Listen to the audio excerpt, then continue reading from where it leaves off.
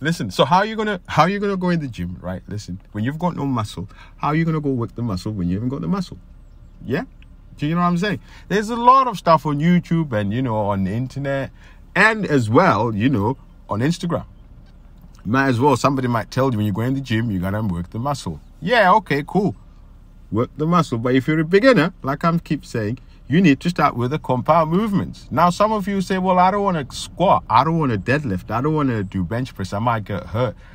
I mean, so how are you going to put some serious strength to build power and then build the muscle?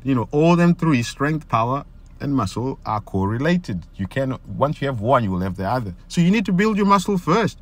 So if you're a new beginner and you've got no muscle, how are you going to whack it on? How are you going to go and say, right, today I'm going to work on my quads?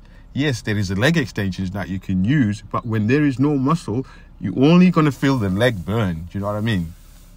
I.e., if you want to go train arms and you're doing bicep curls, you're going to feel your whole arm burning because you're just feeling your shoulders, you're using everything you could, and then when you work up the next day, your tendons will be sore too, right? Yeah, you know what I mean? Needless to say, I would recommend that you start with some compound movements. Barbell, bench press, squats, your deadlifts, and your shoulder press, military press. This will then work your muscle, bring you strength, and then you can actually develop some muscle as you go, maybe 6 to 12 weeks in.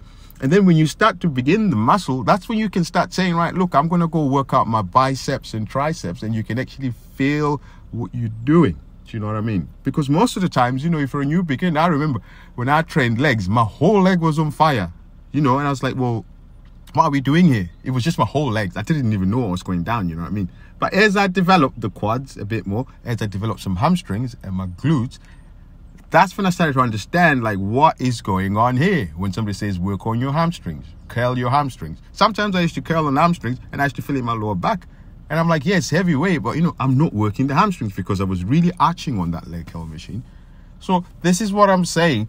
Stick to the compound movements. They are known to give you strength and they are good muscle builders, provided you eat properly and you have some progressive overload on their movements. So when you train legs, make sure you squat. Do you know what I mean? Or find compound movement, maybe do deadlifts and then build strength. Don't be scared of getting hurt. I mean, if you're going to put muscle on, you're going to get hurt. One way or another, you're really tearing up those muscle fibers. We're bringing stress towards the body, yes. So, that comes along with the muscle. Yes, you want to be safe, but sometimes you got to go out the comfort zone. Do you know what I mean? Injury is just part of the game. Just in case, just the same, if you want to lose weight, you're going to have to starve some days, aren't you? You're going to have to eat less than what you are and do more. And then that's not nice, is it? Do you know what I mean? So, get cracker-lacking with this compound movement and stop being a wimp. There is no excuse. And when you listen and you get advice, question yourself, is this advice relevant for me, or it's talking about some experienced leftists? So this is it for today. This is my rant. Check out my chest workout where I've just done the same. Like today, I've done my compound move events, bench press. I did the incline with dumbbells, and I did some flies for my isolation exercise to feel the muscle and triceps. But if I'm a beginner, if I can't feel all of them things, how am I going to know? How am I going to know? You tell me. All right, I'll hope you find this really informative. Right, we out. Yeah, buddy. Keep lifting. Lightweight, maybe.